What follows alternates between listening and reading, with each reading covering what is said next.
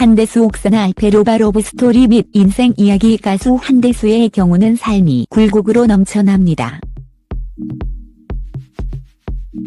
대저택에서 화려한 생활을 하기도 했고 불과 며칠 만에 빈민가에서 굶주린 생활을 하기도 했죠. 이런 롤러코스터 같은 생활 속에서도 히피의 가치관이 변하지 않았던 그가 거의 60이 되어서 갑자기 자본주의자가 됩니다. 그런 한대수의 인생과 핵물리학자였던 한대수 아버지 현창석의 실종 사연이 놀라우면서도 많이 슬프네요. 한대수 아내 사진. 가수 한대수는 1948년 3월 12일 경상남도 부산에서 태어납니다. 한대수 고향. 올해 67살이죠. 한대수 종교, 개신교, 한대수 학력학벌, 부산 남일국민학교 수료. 미국 뉴욕 할렘 구역 PS 125 초등학교 졸업, 부산 경남중학교 졸업. 경남 고등학교 수료, 미국 뉴욕 롱아일랜드 구역 H. 버너 고등학교 졸업, 미국 뉴햄프셔 주립대학교 수의과대학 중퇴. 미국 뉴욕 사진전문학교 졸업, 한대수 프로필 및 경력. 1974년 1집 앨범 멀고 먼 길, 대표곡 물 좀 주소와 행복의 나라로 등이 수록을 발표하며 가수로 데뷔하지만 사실 1968년부터 송창식, 윤형주, 조영남 등과 함께 세시봉에서 활동합니다. 한국 포크록의 대부이자 살아있는 록의 전설, 진정한 자유인, 한국 최초의 히피 가수 등 그를 수식하는 화려한 말들이 많습니다. 한대수의 1집과 3집이 한국 대중음악 100대 명반에 선정되는 등 우리나라 대중음악의 신중현과 더불어 가장 큰 영향력을 미쳤던 두 명 중 한 명이라는 평가를 받고 있습니다. 한대수 사진. 한대수의 화려한 집안 이력. 먼저 한대수는 독특한 정신세계를 가지고 있습니다. 그래서 그의 언어 선택 역시 좀 남다른데 보통 좋다는 말 대신에 양호하다는 말을, 돈 대신에 화폐라는 말을 자주 사용합니다. 한대수는 명문 집안 출신입니다. 한대수 할아버지가 1930년대 흔치 않았던 미국 유학생이었죠. 한대수 당시 할아버지 이름 한영교는 클래식 음악을 전공하려고 하셨는데 언더우드 박사는 신학을 권했지. 당시 시대적인 요청이었어.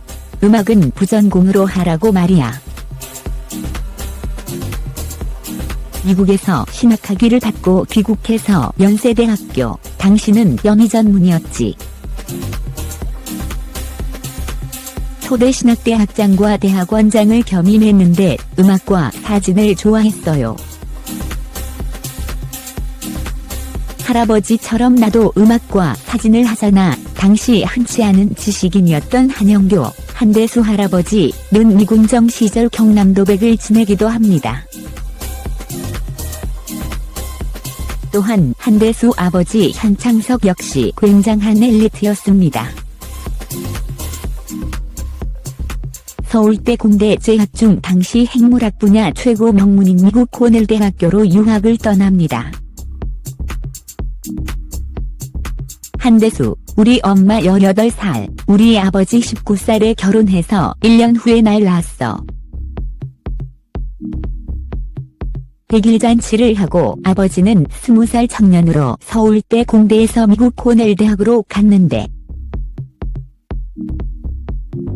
핵물리학을 전공했어. 한대수, 히로시마 원폭투하 장면을 지켜본 할아버지가 조국의 미래를 위해 핵물리학자가 되라며 적극 권유했기 때문이지, 확실히 미국이 사용한 원폭은 전 세계를 발칵 뒤집어 놓았고 당시 소련, 영국, 프랑스 등의 강대국뿐만 아니라 인도, 파키스탄 등의 제3세계 국가 역시 총력을 기울여 핵무기를 제작하려고 하는 분위기였습니다. 이 무기 하나만 있으면 재래식 전력의 열세를 순식간에 극복할 수 있었기 때문이죠. 한대수 아버지 실종 사건. 한대수 아버지는 미국에서 양호한 물리학자 에드워드 델리의 양호한 제자였지. 집안과 나라의 자랑이란 말이야. 이렇게 당대 최고의 엘리트였던 아버지가 연구를 하다가 실종이 되어버린 거야. 한대수 아버지 한영교의 실종 사건은 여전히 미스테리로 남아있습니다. 우리나라 핵물리학자 중에 1970년대의 이휘소 박사가 유명합니다. 김진명의 소설 무궁화 꽃이 피었습니다의 모델이 되기도 했죠. 하지만 그보다 20여 년이나 앞선 시대에 또 한 명의 유능한 핵물리학자가 제대로 꽃을 피워보지도 못하고 실종당하고 맙니다. 이때가 한대수가 7살 되던 때였고 결국 한대수 어머니는 재가를 하게 됩니다. 한대수 엄마는 19살 나이로 혼자가 된 거야. 그렇게 7년을 계시다가 재가를 하셨어. 나는 할아버지 할머니 밑에서 살았는데 어르신들이 대수가 청년이 될 때까지는 연락을 하지 않기로 암묵적인 약속을 했나 봐. 사춘기에 그런 일 있으면 아이에게 안 좋다고 생각하신 거겠지. 엄마가 제가 하신 나이가 그래야 25살이잖아. 요즘에 보면 아직 애들 같잖아.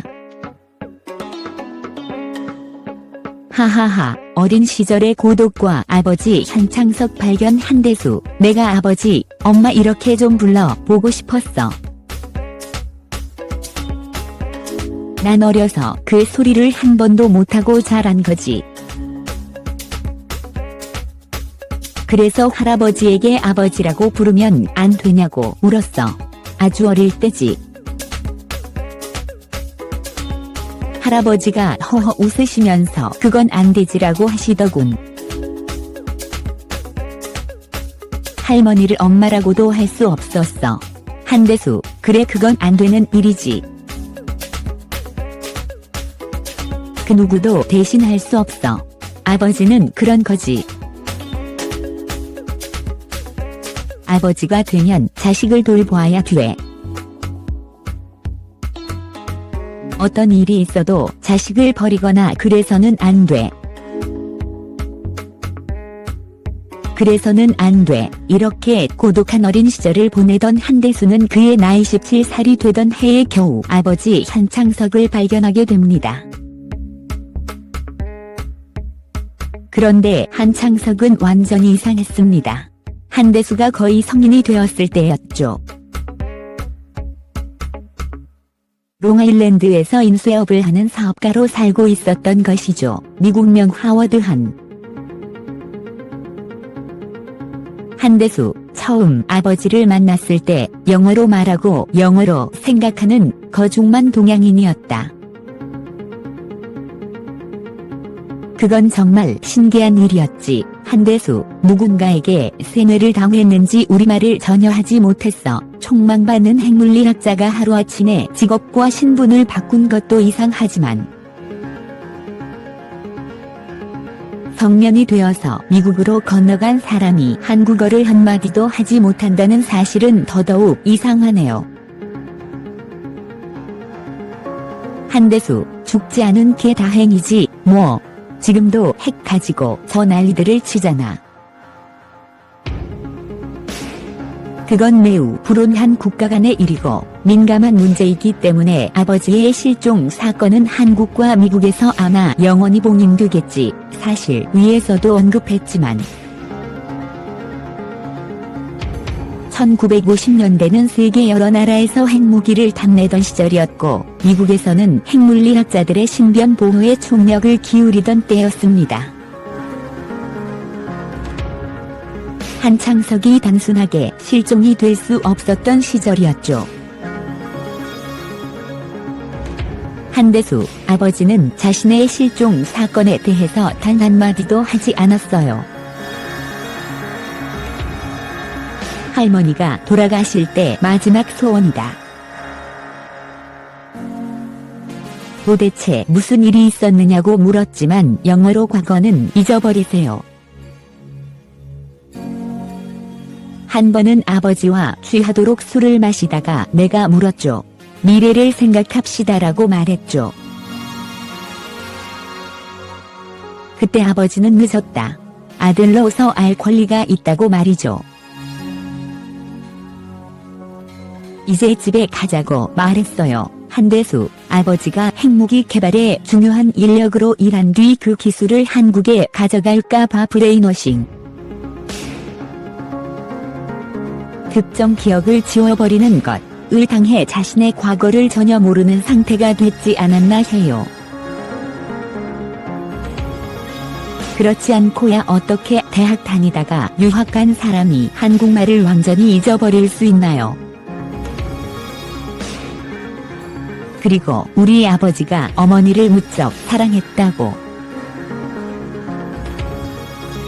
그런데 난데없이 백인 여자와 결혼해서 나타나다니 뭐다 추측일 수밖에 없지만 한대수 후에 우리 아버지 엄마.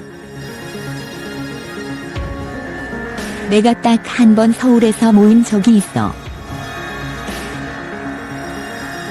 헤어진 지 50년 만에 말이야. 아들이 핵물리학자가 되어 조국에 이바지하기를 바랬던 한대수 할아버지의 염원은 결국 이루어지지 못했네요.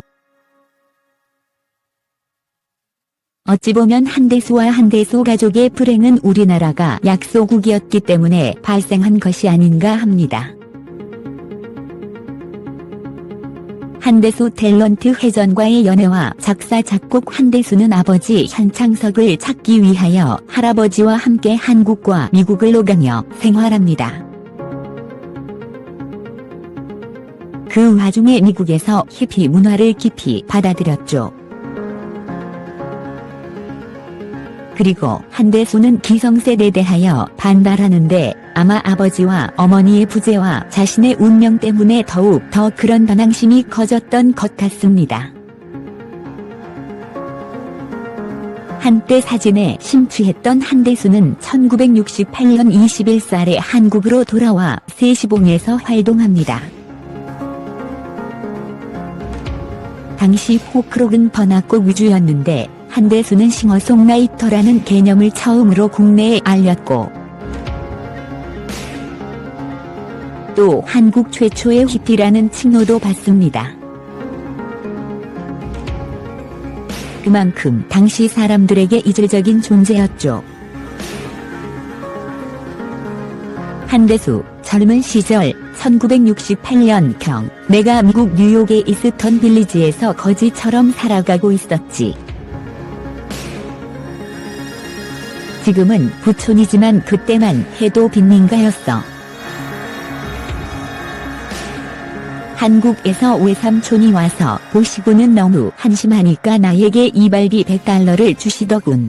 그리고는 엄마에게 알렸어.